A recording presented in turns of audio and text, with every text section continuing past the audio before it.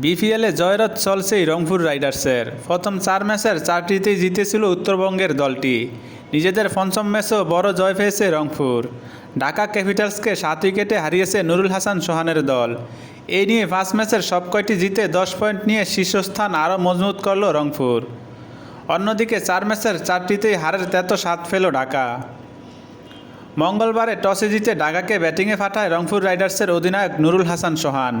ব্যাটারদের ব্যর্থতায় 16 ওভার 3 বলে 111 রানে অল আউট হয়ে যায় ঢাকা। দলের পক্ষে তানজিদ হাসান তামিম করেন সর্বোচ্চ 16 বলে 20 রান। এছাড়া জেসন রয় 12 বলে 18 রান ও আলাউদ্দিন বাবু করেন 16 বলে 16 রান। রংপুরের পক্ষে নাহিদ রানা নেন 3টি উইকেট। 112 রানের ছোট লক্ষ্য তাড়া করতে নেমে শুরুতেই ধাক্কা খায় রংপুর। ফের ব্যর্থ ওপেনার আজিজুল হাকিম তামিম। 14 বলে মাত্র 5 রান করে ফিরে যান তিনি। এরপর সাইফ হাসানকে সঙ্গে নিয়ে শুরুর ধাক্কা সামাল দেন অ্যালেক্স হেলস। সাইফ হাসান ও হেলস মিলে 44 রানের জুটি গড়েন। এরপর দ্রুতই জোড়া উইকেট হারায় রংপুর। হেলস 27 বলে 44 ও সাইফ 15 বলে 13 রান করে আউট হয়ে যান। এরপর ইফতিকার আহমেদ ও খুশদিল শাহ মিলে 40 বল হাতে রেখেই দলের জয় নিশ্চিত করে মাঠ ছাড়েন। ইফতিকার 12 বলে 9 রান ও খুশদিল শাহ 13 বলে 27 রানে অপরাজিত ছিলেন।